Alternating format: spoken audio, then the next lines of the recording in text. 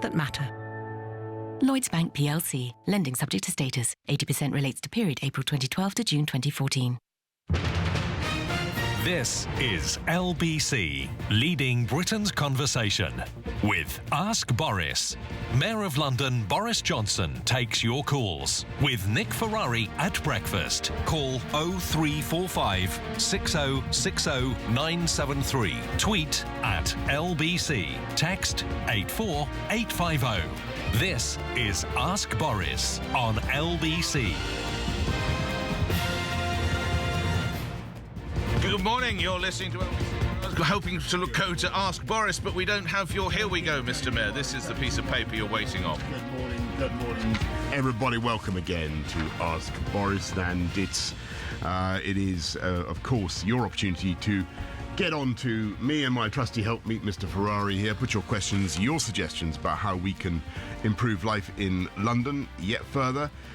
Here's the number, 0345 6060 973, or email boris@lbc.co.uk. You can watch it in high definition on the website. Or in theory, you could. Yeah, they're on. They're on. The camera's on. Where's the camera's gone? There he is. You've got one there, and you've got one there. And we are going straight away. Good morning, we are going straight away to Charlie in Barnes. Charlie. Yeah, hi. Good morning, everybody. It's nice to hear your voice, Boris. Morning, Charlie. Listen, we're talking about xenophobia, and yes. As you were talking about before, and that fear of other cultures and countries and stuff like that. I think that must have leaked on to some of the politicians in England who are warmongering, suggesting that our roads are blocked up because of foreigners. Yeah, I heard this. I mean, xenophobia it's like sewage. It's a natural concomitant of the human condition. You've got to manage it. We've got to dispose of it. It's just something that is like effluent. It's something that human beings naturally produce. I don't think it doesn't mean human beings are bad. We just said we had to get rid of it.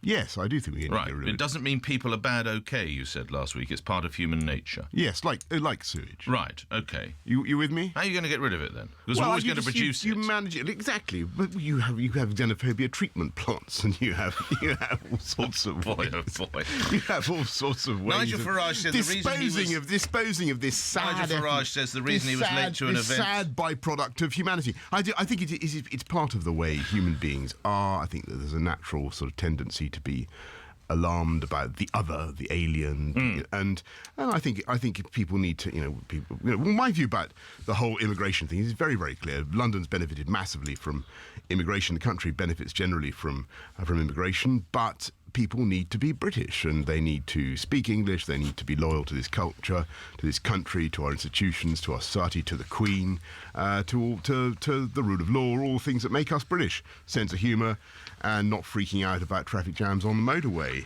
Charlie, what did you make of that excuse from Nigel Farage? The reason it took him so many hours to get down to an event in. I think of all the excuses I've heard for being late, that is one of the poorest.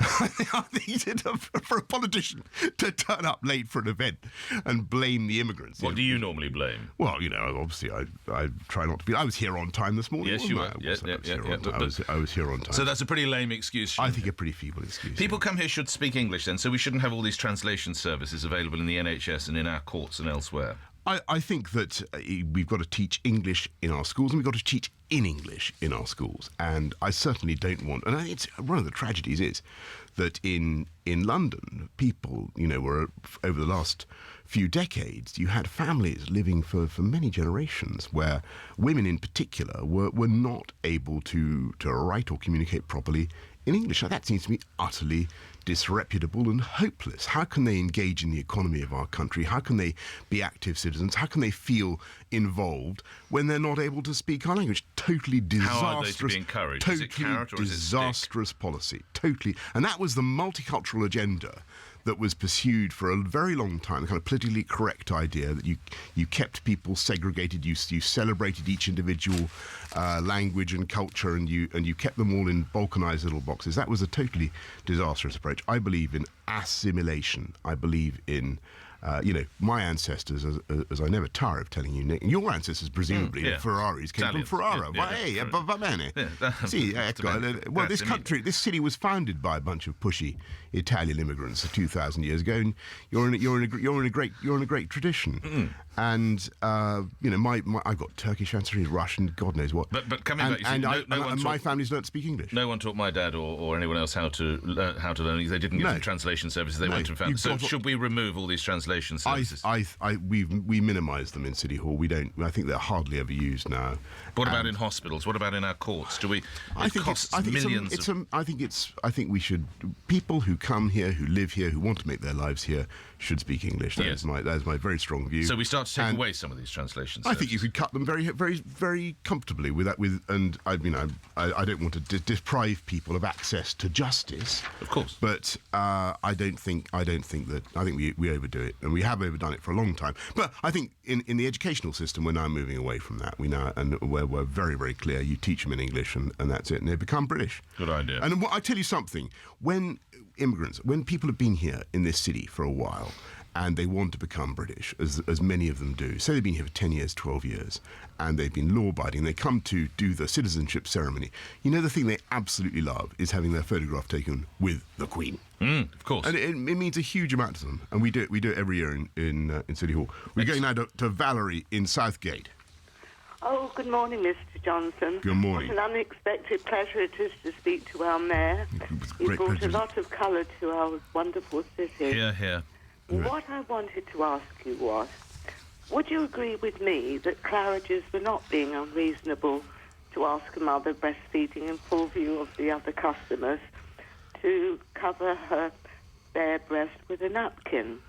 Well, Valerie, I don't know about this because I wasn't there, and it wasn't obvious to me quite how much of her breast was exposed. Well, you weren't around during Winston Churchill's time. You wrote a book about it, so I'm not going to let you off on that. Okay, but I think it's a. I personally don't give a monkeys where people breastfeed. I think it's fine. If a store, a posh restaurant like Claridge's has a particular rule, then I think they've got to make that clear. But well, yes, I think that it should be respected if they do have rules. Yeah, I'm not. I mean, I'm not particularly. Provided that they're not breastfeeding adults, that would be a bit much. I think it's all right. That's my view. So you're completely relaxed about that? I'm pretty relaxed about it. Nigel Farage said they should sit in a corner or go to the ladies' room. Well, I don't. I don't. You didn't initially say that, you know. You see, there is a generation that is unsettled by this, Mr. Mayor. You are of a younger generation, but I look perhaps to your... Well, I'm just thinking about... grandparents, hopefully they're still with us, or certainly your parents' generation would not quite know where to look. I don't know. I seem to remember... Well, God, I don't remember memory. I think... You seem to remember what? No, when our kids were growing up, I think that, sometimes you just have to, because the baby... Well, no one said you have to, but Nigel Farage says do it in the corner. I've ever tried to breastfeed. When the baby needs feeding, you needs must. And, yeah, but you can express the milk. Isn't there a wonderful... What's that fantastic painting by... Is it Bronzino or who is it? There's an amazing picture of this a mother breastfeeding her child in the storm. Are we going to ban that from... well, that's not happening. From the national. Are we going to ban that from the National Gallery? It's not me having a cup of tea at Claridge's. It's in the National Gallery. Yeah, but I'm not having a cup of tea. It's not happening actually in the flesh in front of me, is it? What do you mean? Just because it's a painting of it before Some you're in the people National want Gallery? a quiet cup of tea without necessarily having to stare at a woman. Well, let's see. Valerie, Valerie, do you think Claridge's was right, or do you think all these politicians are right? Who did that wonderful painting? I can only think as the person who's had children and breastfed them, and I have grandchildren and a daughter-in-law who's breastfed my grandchildren, and neither of us would dream of breastfeeding in public quite like that. Yes, I think, Valerie, it depends how you do it, is my view. I think you can do it in a sort of discreet way, and maybe Claridge's were a little bit clumsy in the way they weighed in. That's my view. But what do I know? Anyway, I'm Valerie, thank you.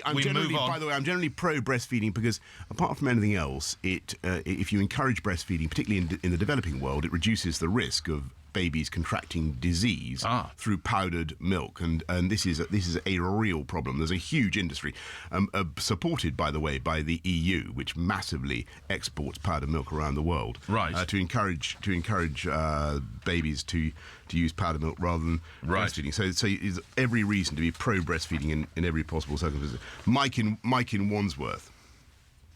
Good morning, gentlemen.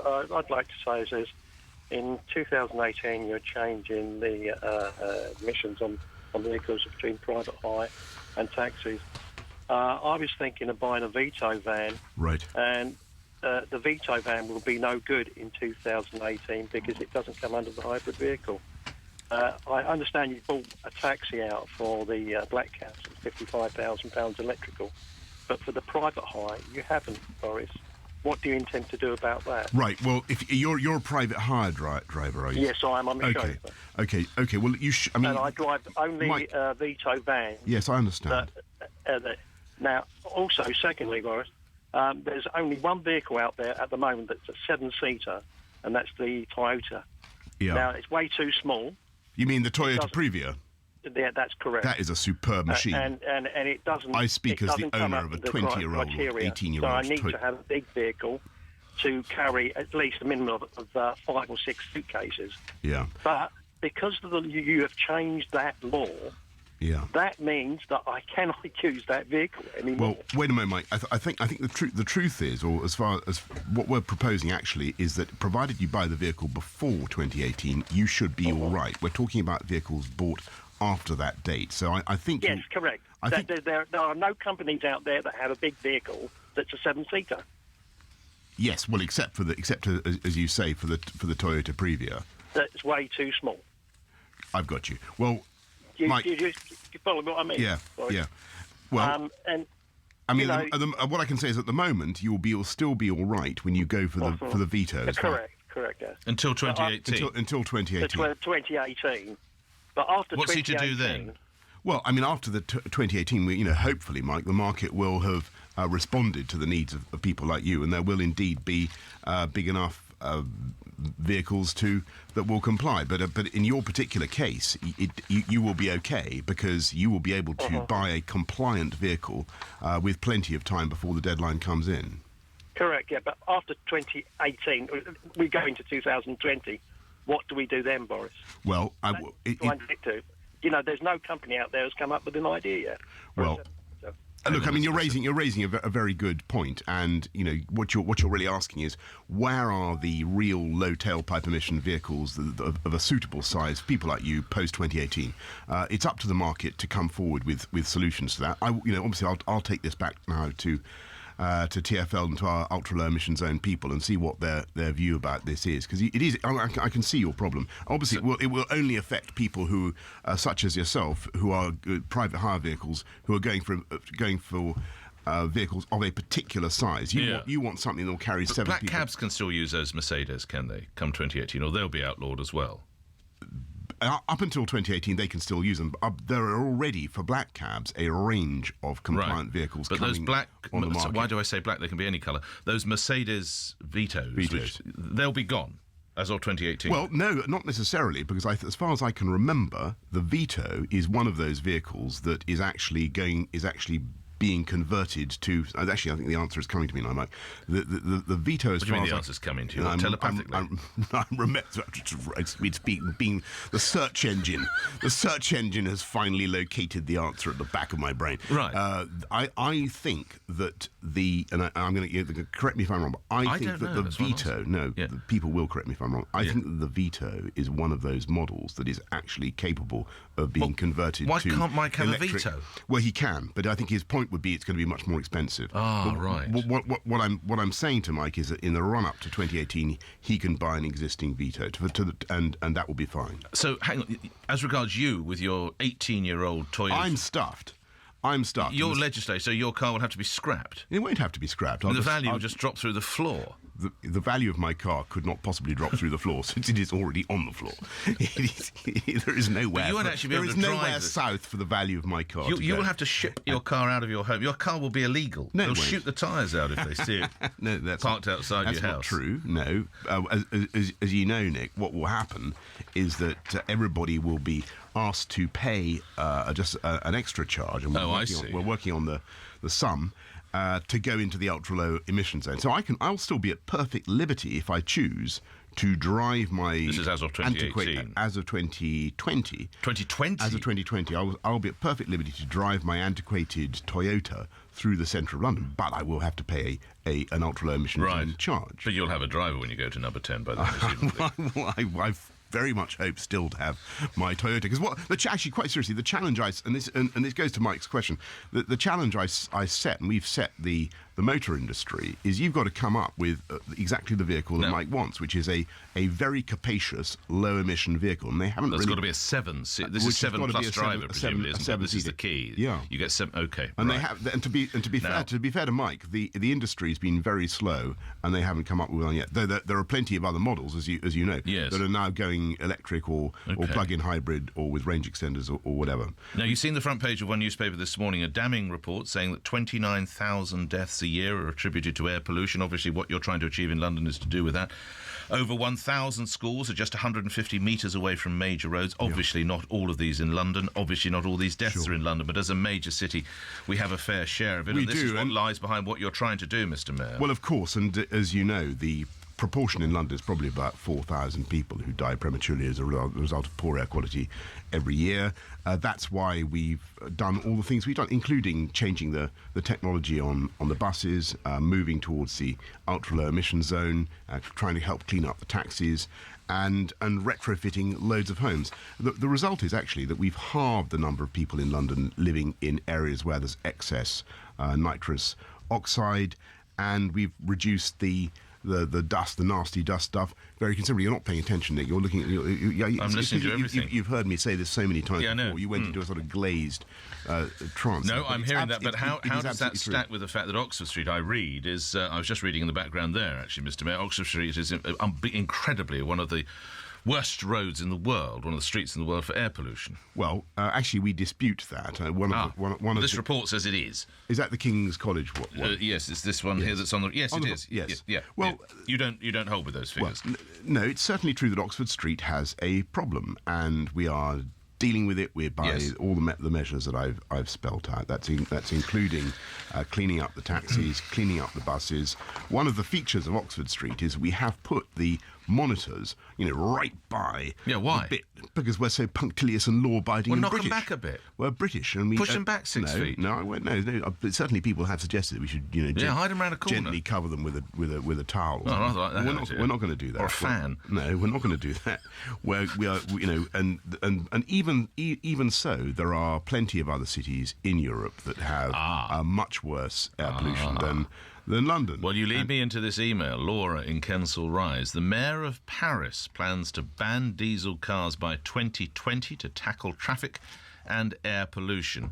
Are you going to be as bold and do the same, Boris? Well, Paris is one of the cities that has a worse problem than us, and one of the reasons is that they have a huge concentration of diesel. We're trying to move away from diesel, as you know. Everybody was rather unfairly lured into buying diesel vehicles in the belief. But let's come back to what they're going to do in Paris. Would you ban diesel cars? We are going to make it very difficult for old-fashioned diesel engines to go into the ultra-low emission zone. What we think we can do is have Euro 6 engines, Euro 6 diesel. Well, don't roll your eyes. Well, what does that mean? Euro 6 is unbelievably clean. I've got a diesel car. How do I know if I've got a Euro 6 one? Just ask the chap who sold it. Just tap on its bonnet and say, "Excuse me, are you Euro?" I'm afraid it probably won't. Does it come by the age? It won't be a Euro 6, but they are being made, and they're not only are Euro 6 engines being made, they're actually being made in. So how much longer can I drive my diesel car in London? Here's an amazing fact that I don't think people realise. Our great city is actually I think the world's leading producer of low carbon diesel engines. We've got That's tremendous. A wonderful plant at Dagenham. I went round to see it the other day, and they have pioneered an incredibly clean diesel engine. So the answer to our email friend. Yes. Are you going to ban cars? We're not going to ban them because we think we've got an engine that will be incredibly clean, that will comply with the ultra low emission zone standard. So you'll still be able to have when will that a be diesel engine. That will come in the next couple of years. What? So where are we now? So by 2016? The ultra low emission zone will be there in 2020. 2020? 2020, yeah. So Right. I thought you were asking when the engine comes. So I've got to have a Euro 6 by 2020? Yes, if you want to drive my diesel car. diesel car into the ultra low emission zone, you've got to have the other reason Paris are doing it, I have a story now, is that they want to become a semi-pedestrianised city. Does that hold appeal for you in London? Well, it was interesting in Jakarta and in Malaysia to talk to city leaders and to the governments there, to the president of Jakarta, who absolutely loved the car-free Sundays that they have. They do it from 6 o'clock in the morning to 11, and the streets are absolutely swarming with people having a fantastic time, stalls, exercises. So you'd like that in London? Well, we're going to look at it. What does that mean? It means exactly what I said. Well, we're going to look at it. We are going to look at the possible economic benefits, the possible economic downside. All right. Well, because there's no question. Lots of our listeners will be. How are all this? Business cars. is booming in London. Thank the Lord. Everyone's driving around in white vans. I know that's a ridiculous overexpression, but a lot of people are driving around. What are you going to do if I can't bring my white van with all my plumbing kit into London? What am I going to do? I knew you'd say that, and that's what we've got to look at. And the question is, there's a lot of looking, isn't there? We're going to look at this. We're going to look at the other. When are decisions made? We're making all sorts of decisions. As There's a related question. Our next question, I think. All of them for the good of this city. Yes, our next question plays into this, I think. Shall we go to our next question? Yes, please. We've got Ash in Beckton. Yeah, good morning, Nick. Good morning. Hello, sir. Good morning, sir. Now, before I disagree, this car-free Sunday, I would like to mention that I'm a big fan of Boris. Oh, thank you. And, I congratulate him for securing extra money for housing as well. Oh, good. Now, coming back to, car-free Sunday. Yes, sir. I work as a controller in one of the cab offices in central London on Saturday and Sunday. And since this idea came, I had a calculation. Average drop of customers I do, it's about 100 to different airports and different stations. Yeah. And most of them are from the hotels. Now, if we take on Sunday 50 as an average drop of customer, and we have got about 50 cab offices in central London. Yeah. That's about 2,500 drop-off every Sunday. Mm-hmm. And if we take £25 as an average fare of those 2,500, that makes 62,500 per Sunday, turn out of the money. Second question is this, that people, because most of the foreigners or most of the business people, they take Sunday flight because they want to go back to their businesses or work on Monday. If we have this, car-free Sunday, they'll be going back on Friday. Yeah. That would cut down about 1.5 days from the hotels. Have you, that's a very interesting gone point. through the details and consider about these things? No, Ash, I haven't. And listen, what you're saying is obviously fascinating, and is the kind of thing that, were we to come forward with a serious proposal for this, and we're still some way off this, that's the kind of thing we'd expect to be fed into the consultation. But, I think to be fair, one of the reasons why it's so hugely popular in Jakarta and in Malaysia, that kind of city, is because the congestion generally is so appalling that the relief for people is immense. When they finally get the cars off the streets just for half a day, the feeling of liberation is really, really intense, and you can detect that. And I don't think we have quite that sense in London. I don't think the traffic is quite as oppressive as perhaps it is in some of those Southeast Asian capitals. So, the arguments are slightly different. I am very, very conscious of the economic potential downside. There may be a potential economic upside. We need to look at that, Ash, and I promise you we're not going to do anything precipitate. Let's do some emails before we go. Ash, thank you. Emails before we go to the next call. This comes from Robin Dulwich. Yeah. Why did Peter Hendy claim £175 to buy you a toy bus? Well, you're a well-educated man. 170, a toy bus? Yes, it's apparently from his Mayor Watch website via TfL. Expenses show that Peter Hendy bought you a toy bus for £175. Well, you mean a model of the Routemaster? All I have is a toy bus. That's all I've got on it. Yes. Well, pass is the answer to that. Well, you don't know. I don't know, but right. Has Sir Peter given you a toy or model bus at any time? I think what we certainly have done is the £175. No, that's not toy bus. £175. I think I know what's going on here. This is the cost, probably the total cost of a large number of Corgi model. I think they're Corgi or Matchbox or someone. I think Corgi, Matchbox, Corgi model buses, and those are used by City Hall as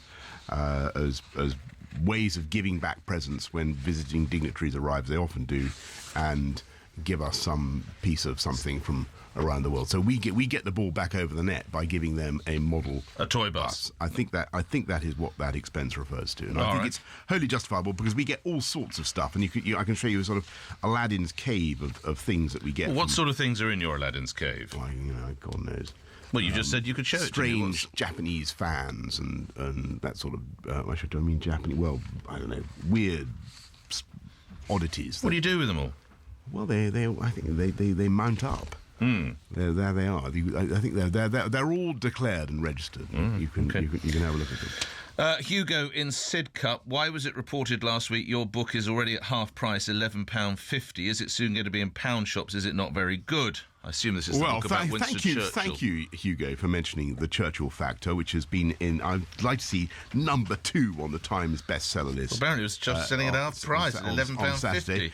And I think it's been in the top 10 bestsellers. It's only been out about a month. For more than a month, which is pretty good going. And what, to be half price within? I mean, it took 6 weeks for mine to come down to £1.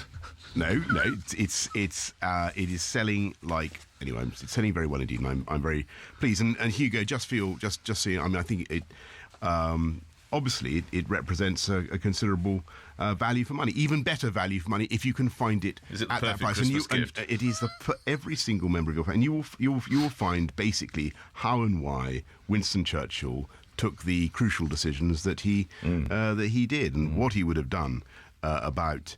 A car-free Sunday. I do not. Well, he would never have gone for that, would he? I don't know. Oh, come off! You think he'd have gone for that? He was a believer in. He was certainly a believer in technology and technological improvements. Whether he would have. And he believed in protecting the environment. Whether he would have wanted to impose a car-free Sunday, I don't know. I don't know. I think the oracle is dumb. He can't be consulted. But plenty of other answers can be found in those pages. We move to other calls. Trevor in Bromley. Hi. Well, it's some of your proposals for the Crystal Palace National Sports Centre. Yes, sir. Yeah, what the reasons for maybe closing the diving boards when you have 500 kids who train there, and 2 of the divers are potential next Olympic divers. Right. Well, as far as I know, we're not closing the diving boards. Well, the potential is to make it put a moving floor into it, so into the swimming pool. So you can only use the 1 metre diving boards, right? Which isn't very good. Where would the moving floor be? I'm not quite sure how that works in the swimming pool. Into the floor of where they dive. Right. So they can do. So if you're sort of teetering on the edge of the diving board, there's a moving floor that eggs you on. Goes up and down. Yes. Oh, okay. Right. Well, what, like a lift? Pardon? Like a lift, it goes up and down like that. Yes, lots of pools have it. So so it makes it. And sorry, they're putting one in at Crystal Palace. Did you say? Oh, I've got you. I understand what Trevor's talking about. Yeah, okay. Is that coming out or is that going in at Crystal Palace? Going in. So that sounds rather good. It's shallower because of the floor, the moving floor in the swimming pool. No, I understand. So you can't dive. And then you can't dive off the 3 Trevor, look, I'm 10 metre diving board. Trevor, I'm a bit uneducated about this. I'm going to get on to my people about what's happening with Crystal Palace. We're determined to keep sports facilities going there, even though, of course, we now have an additional wonderful world-class athletics track at the Olympic Park, and indeed a fantastic swimming pool, wonderful new swimming pool, and I'm just looking at the stuff we've got here about it. I mean, what I can tell you is that we've just finished the consultation, and that we will be talking to Seb Coe and to others about about the swimming pool, about the athletics facilities generally, right? And how we should take it. But what about his pool? What's going to happen there? Well, and all I can say is there are no final decisions being taken at this stage. But Trevor, your point about wanting to continue to dive is well made, all right. And we will. Let's get one more call in before the news. Dave in Edmonton, please, Dave. Morning, guys. Just a quick thing about the dart charge. The dart charge, yes. The dart charge. The thing is, I live in the Thurrock area. Yeah. There is still a bit of a blockage going through, but the main thing is, obviously, is that the fine, the thing's gone up to £2.50. Yeah. Yeah. It's done by recognition. Now, it's common knowledge that the police write off about a speeding fine every 6 minutes. Yeah. Why? Because they can't chase the foreign drivers. Now, I'll give you an example. Quickly to your question then, Dave. So what is it? How will they track the foreign vehicles at the Dartford Tunnel? Is that what you're saying? If the police can't do it, then how are they going to do it? And one other very, very quick thing, if I had someone who drove over here, who's going to work over here, who drives there every day to Kent for the next year, and they can't be recognised, how much is that in £60 fines? All right. So how are they going to track these people down? I think it's a very reasonable question, and it's one I've asked myself of TfL and everybody. How can we enforce the law against? It applies obviously to foreign vehicles within the congestion charge zone. So how do you do it? We so far we haven't cracked it, and I think it's. How much money is there out there? I can't give you the answer, but I've raised the question repeatedly. I'll tell you what, Nick. I'll get TfL to give a figure for the lost fines that are going to foreign drivers. Obviously, it's one of those issues that really sort of. What effort do we put into it? Well, I drive into London in a car that's got, I don't know, Swiss plates or whatever it might be, and then Do you? No, if I drive. I wouldn't put it past you. That's a very good idea, actually. I should be doing that as of next week. And then I drive. So I'm never pursued. You drive a Ferrari. No, I did once, but not anymore. Yeah. So I'll never be pursued. Well, I think we try, but it's one of those issues that raises all sorts of questions about, the European arrest warrant and national sovereignty and who's in charge of the clattering train. Should we be able to? Let's do this the other way. How many European motorists who have driven in and out and not paid the congestion charge have we successfully tracked down in the last 2 years? I can't give you those figures, but I've asked the question, and I will. Dave, what I undertake to do is to find out for you and get you an answer. About how much, not just at the Dartford Tunnel, but generally, how much in fines and in charges generally, London and the Dartford crossing, because that's not my crossing, of course. No, of course. No. How much we're losing to foreign drivers, because it is a very, very moot point, and loads of people take advantage of having foreign plates. We pause briefly to go through the barriers while we listen to the news. Ask Boris in just a moment. Returns here on LBC 9:33 News with Lisa Aziz. London Mayor Boris Johnson's told LBC he's going to look at the possibility of pedestrian-only days in central London. It was interesting in Jakarta and in Malaysia to talk to city leaders and to the governments there, to the president of Jakarta, who absolutely loved the car-free Sundays that they have. They do it from 6 o'clock in the morning to 11, and the streets are absolutely swarming with people having a fantastic time. It's as a major study claims tens of thousands of deaths have been caused by pollution in the UK. A group of MPs want a ban introduced on schools, hospitals and care homes being built next to major roads. A judge in South Africa is due to rule shortly on whether the murder case against British businessman Shrien Davani should be dropped. He denies plotting to murder his wife Annie on their honeymoon in Cape Town 4 years ago. A parliamentary inquiry into hunger in the UK is blaming harsh benefit sanctions and low wages for rising food bank use. The Feeding Britain report is also demanding an end to the scandal which sees millions of tonnes of waste food being destroyed by supermarkets and manufacturers. At 9:15, the FTSE was down 37 at 67.05, and LBC weather. Cold and breezy for London and the southeast. Showery rain this morning will clear, though, to leave brighter spells. Highs of 6 degrees. A chilly, windy day for much of the UK. Sleet and snow showers easing across parts of Scotland and Northern Ireland. Wintry showers continuing in the northwest. Dry with sunny spells, though, in central and southern England, Northern Ireland and Wales. From Global's newsroom for LBC, I'm Lisa Aziz.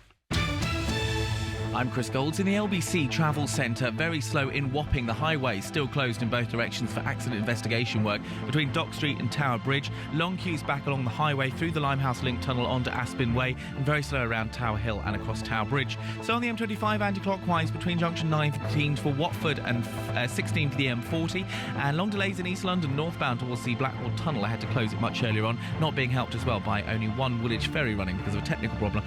Lots of roadworks causing delays this morning. In Brixton, Stockwell Road closed northbound between Brixton Police Station and Stockwell Station.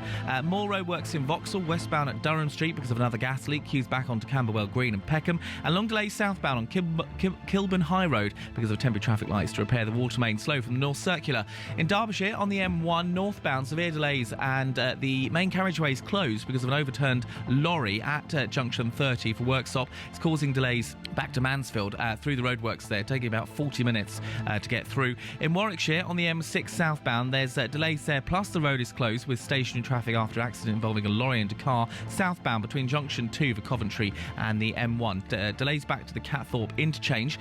To the trains, because of a signalling problem, there's big delays in and out of Paddington. Heathrow Connect is suspended between Paddington and Heathrow Airport. First Great Western had delays of up to an hour, and the Heathrow Express has delays of up to 40 minutes. Also delays of well over an hour now on Great Anglia services between Shenfield and Liverpool Street. Keeping you moving in next travel updates in 15 minutes. LBC Travel. With GoToMeeting. Fast, easy online meetings. Go online for a free 30-day trial.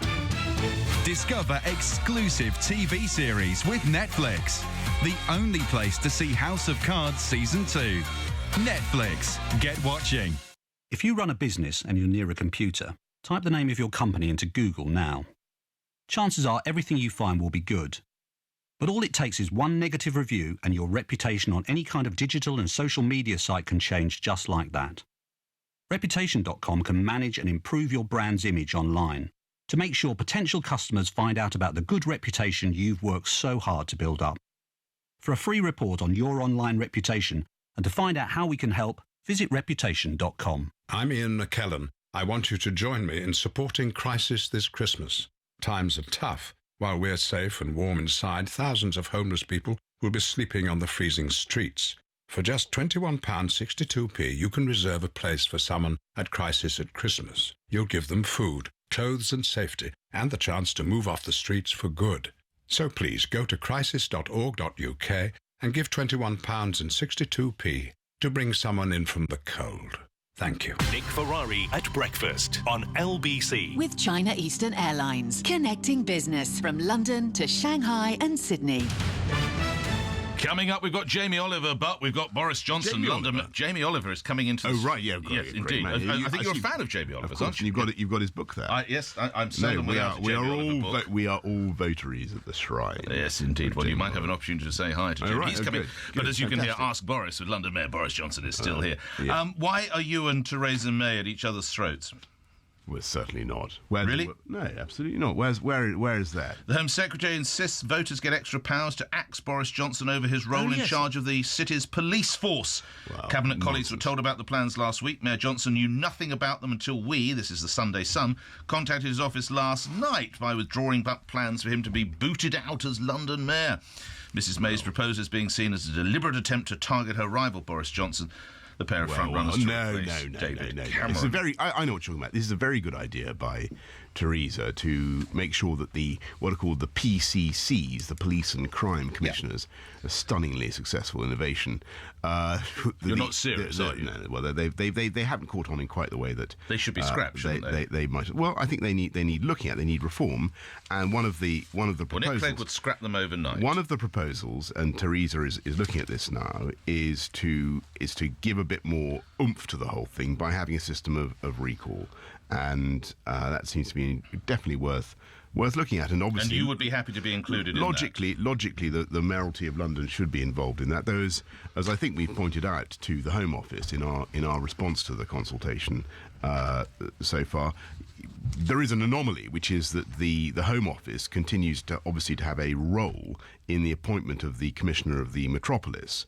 And as long as that persists, then as long as that arrangement persists, then in logic, the Home Secretary should also be subject to recall by the people of London. If you follow what I'm saying, so I think it's one of those issues that it's a useful idea, worth looking at. Would you retain these PCCs? There are some technical issues that need to be addressed. Would you retain these crime commissioners? Well, I think it certainly works very well in London. I can speak for this city. I think the idea of having direct accountability for policing in our city has been good.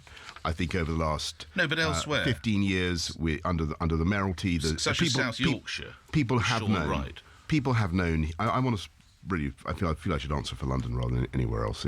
In London, it has worked, and I think that's why one of the reasons why they wanted to introduce them throughout the country. Perhaps in some places it hasn't looked as effective as it might have been, but there's no reason not to try to improve it if you can. I think that's what Theresa's trying to do. Is it true you want control of the courts and the prosecution service?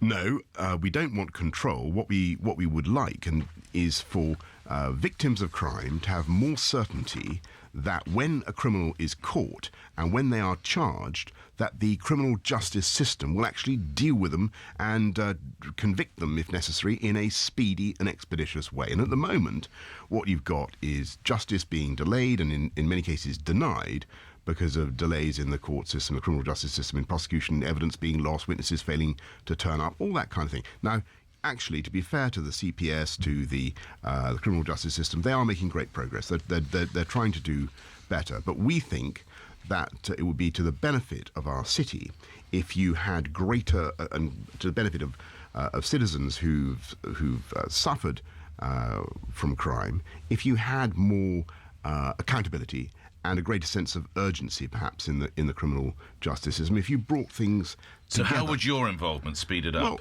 we already do it to some extent. I mean, just later on this morning, I'm going to chair the London Crime Reduction Board, and which brings together the CPS, it brings together the probation service, it brings together the boroughs, the offender management, it brings together all the aspects of the criminal justice system that you'd expect. And we talk about what's going wrong, and we say, look, in London we want to see cases being heard more quickly, we want to see criminals being dealt with more speedily, and I think it's very sensible. Just before we move on to the other call, have a bit of accountability, a bit of a tiger in the tank. On a related theme, God knows how many months ago you bought 2 water cannon.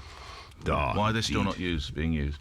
Well, because we haven't had any cause to use them. No, but they haven't even been licensed yet, have they? Well, I'm sure that if there were any reason to use those water cannon, they would be licensed without. Are they licensed? Without delay. They licensed? They are wonderful water cannon. Are they licensed? They are fully operational. Our police officers. I think this is the 4th time. Are they licensed? They are not licensed. So they're illegal to use at the moment. That is correct. So God forbid that Christmas shopping in Oxford Street turned into a mini riot. You're right. Should Christmas shopping in Oxford Street turn into a mini riot or a maxi riot, or should there be any disturbance that in the vanishingly unlikely possibility? Why has Theresa May not licensed them? Of us needing to use them. Why has Theresa May not licensed them? We would expect her, or indeed her successor, to have because I don't imagine this will happen in the near future. But why has she not licensed them? You can't use them, can you? It's illegal to deploy them. We have no reason to use them. Thank goodness, we have no reason to use them. But they are. Where are they? They are at a location that I cannot divulge for security reasons. They are in good shape, currently probably disguised good shape, but they can't be used. Ice cream vans or something like that. Somewhere looking good. All right. But I've absolutely no doubt that, quite seriously, were the occasion to arise, were there to be public disorder of a scale where water cannon were necessary, there'd be absolutely no problem at all. How? How would you get her to do it? Because I would have been... But hello, Jamie. Yeah. It's Jamie Oliver is and don't forget, I haven't forgotten. As soon as they are licensed, by the way, what's the first thing that happens? You and I will stand in front of them. We show the people of this city what it is like to be fired upon. And so but I rather wanted to do it in the summer months, but now clearly it's not going to be done till... Well, there's an incentive. There's an incentive for the Home Secretary to license them if ever I saw them. Now, Boris, I thought it would be useful for you to meet a best-selling author because Jamie Oliver's books rocket. Jamie, welcome to the studio. Hello, sir. Yeah, what conversation conversation have I walked into? No, it's just the usual argy-bargy about Watercan. That's all. Jamie, I'm delighted. It's a great honour to see you again. Lovely to see you too. Anyway, as I was telling Nick, we seldom eat anything else except what you advise us and guide us. And I've got to ask you, with all the restaurants, the thing that's front and foremost, Jamie, we're going to talk more about your book after a travel update in just a second. With all the restaurants you run, what's your policy on breastfeeding? Because Boris Johnson's just told us, providing it doesn't involve adults, he's completely relaxed. I think the mayor is absolutely right. I think, I think empowering women to feel comfortable to do what is right. I'd be appalled if I found out any of my managers had a problem with it. It's certainly not something that we endorse. We want women to feel, they have their own ways of doing it. Yeah, it's from spirit. That's right. I think you want to make them feel as comfortable as possible, whether they do it wherever they want or there's a special place you can find for them, anything. All right. Yeah. So, as one best-selling author, TV personality, pin-up and cult hero departs the studio in Boris Johnson, and I wish you and all your staff a very Merry Christmas. Merry Christmas. Is this our last one before Christmas? Well, unless you want to come in next week, by all means. Have a happy Christmas. And the same to you, and of course to all the team who work with you. Jamie, don't you move an inch. We're coming back to speak with Jamie Oliver right after the travel, 9:45.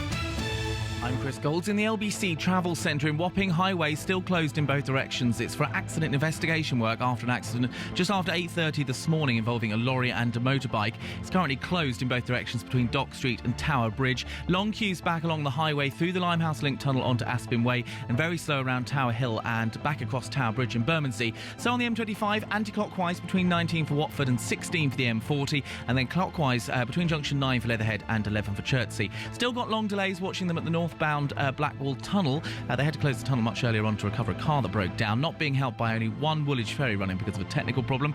And lots of roadworks causing delays. In Brixton, Stockwell Road closed northbound between Brixton Police Station and Stockwell Station because of emergency repairs to a gas leak. More roadworks in Vauxhall westbound at Durham Street. That's because of another gas leak. Queues back towards Camberwell Green and Peckham. And there were long delays southbound on Kilburn High Road because of temporary traffic lights to repair the water main. It's slow from the North Circular Road. On the railways, because of a signalling problem, there's big delays in and out of Paddington. Heathrow Connect is suspended between Paddington and Heathrow Airport, and First Great Western and Heathrow Express both have delays now of up to an hour, and delays of well over an hour as well on Greater Anglia services between Shenfield and Liverpool Street, between Romford and Upminster, and between Southminster and Wickford due to overrunning engineering works at Seven Kings. Keeping London moving in X Travel Updates in half an hour.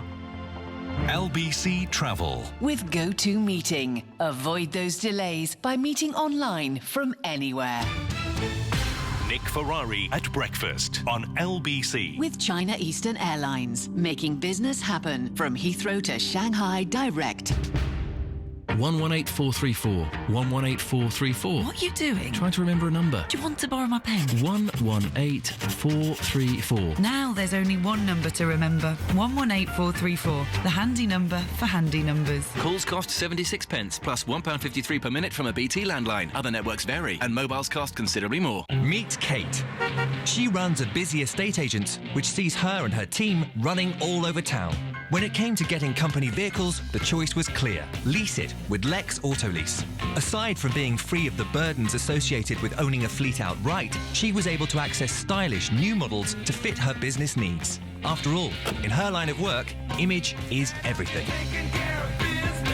Join the Lex Autolease leasing revolution at leasingrevolution.com.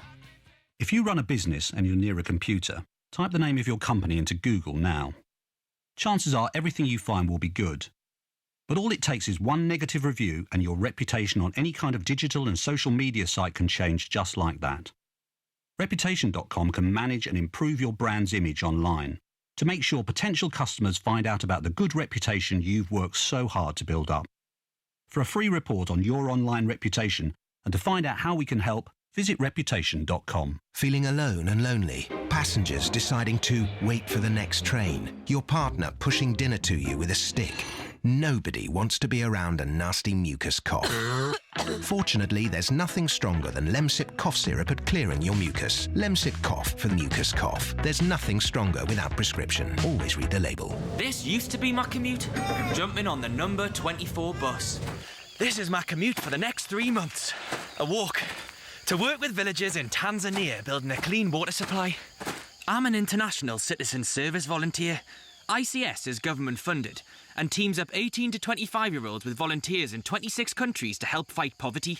You don't need cash or qualifications, just the motivation to make a difference. Change your world. Apply online at volunteerics.org. Say the first thing that comes into your mind. OK. Wind. Rain. Ice. Cold. Boiler. Problems. Think British Gas. We'll do one-off boiler repairs with parts included. You don't even need to be a British Gas customer. Once we quote, the price is fixed. And our work's guaranteed for 12 months. Broken. Fixed. British. Gas. Call us anytime on 0800 000 999. Conditions apply. I'm Ian McKellen. I want you to join me in supporting Crisis this Christmas. Times are tough. While we're safe and warm inside, thousands of homeless people will be sleeping on the freezing streets. For just £21.62, you can reserve a place for someone at Crisis at Christmas. You'll give them food, clothes and safety, and the chance to move off the streets for good. So please go to crisis.org.uk and give £21.62 to bring someone in from the cold. Thank you. Coming up at 10 on LBC, James O'Brien. Hunger. I'm sorry, I'll say that again. Actual hunger. Human hunger in Britain in the 21st century. Don't take my word for it. This is what the Archbishop of Canterbury and a House of Commons report has found. Where? Leading Britain's conversation. James O'Brien. This morning from 10 on LBC. It's an action-packed hour. Let's move now. Jamie Oliver, you heard him towards the end of my conversation with London Mayor Boris Johnson. I have the sole studio space now just with Jamie and your new book. It's called Comfort Food. Jamie Oliver, define comfort food. What is it? Comfort food is the food that you look forward to. It's like the food that makes you feel like you've had a big old hug. It's food that taps into memories, nostalgia. So, of course, you've got the sort of legit basics like, you know, the ultimate lasagna, shepherd's pies, you know, curries, roast dinners. But, you know, even baked beans on toast, you know, what does the ultimate look like? So I think this was an excuse for me after 15 years to actually concentrate, give a little bit more space to, like, the tiny details that make something super special. And it sounds almost as if it's in the right season. It sounds like it should be a sort of autumny, wintry kind of thing from some of the food you were describing. Yeah, I think so. I think, you know, it's definitely brilliant for this time of year. Yeah. And I think, like, emotionally, I've waited 15 years to do that. I mean, over the last 15 years, I've sort of systematically gone through every excuse why not to cook, you know, whether it's time or money or sort of availability. And I think comfort really is actually the opposite of all of that. It's like, right, it's the weekend. It kind of starts Friday night. Let's just put some time and thought into something awesome, incredible, not convenient and delicious, and you know, but actually something that you're going to invest a bit of love into. And I think, you know, cooking, like all good things, has different gears that we all want a little bit of everything. We're talking the day after one newspaper, the Sunday Express, published a story now that not routinely, but you can count in the 20s the number of bariatric surgery procedures that are given to 13-year-olds, to children, because of the vast amount of weight they've put on. Are British mums, are British families becoming more aware? Is there more education to be done? How come, sorry to use this word, but how come we have so many fat 13-year-olds? Well, I think it's you know, it's not just the 13-year-olds. It's parents. It's even pregnant women. Is if you talk to any doctor or paediatrician, you know, really, I mean, it'll be 10 years next year since the school dinners campaign. Is that how long it's been? Yeah, and I think, you know, the one thing I've learned in that time is that it's great that we're looking at secondary school and primary school especially, but there's loads of work to be done in nursery schools and the second that a woman gets pregnant. So, you know, I think food, I mean, that's my big passion for the last 10 years. And I don't know if you're aware, but 2 months ago in September, it was made British law that every child will be physically taught how to cook and about food and where it comes from and how it affects their body. This is a massive sort of win, really, for the kind of the school dinners. What do you hope that will achieve, Jamie? Well, I think, you know, it's taken 10 years to get politicians to sort of embed it into education, because all of the data categorically says that if we feed our kids right at school and teach them about food, then you're more armed with a population that, A, can look after themselves, but also their future family. But also, it's, you know, up to about 10, 11%, it helps. If you feed them right at school, it helps them learn, and attainment's higher. How do you teach your own kids? Just fun. It doesn't have to be boring. Just get them involved. You know, I think... Who's showing themselves, do you think, as being most interested in food? Well, I don't think you have to be a chef to sort of benefit from the wonderful world of food. I think just being aware of basic. I mean, the thing is, mate. I mean, look. My kids grow up in my house. There's all sorts going on. We grow a lot of stuff. We go to a lot of markets. They see a lot of stuff around the house. Subliminally, they're picking up stuff all the time.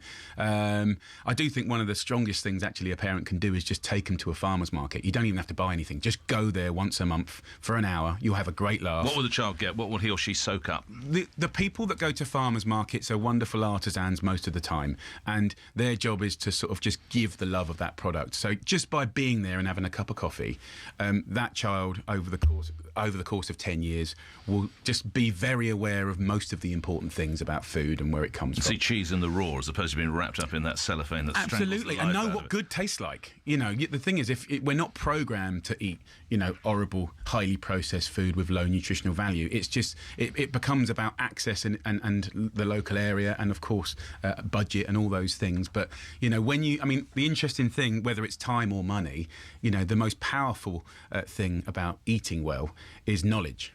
It's of course there's a big argument about cost and time, but not, some of the best food on the planet has always come from the poorest communities, but they do know how to cook.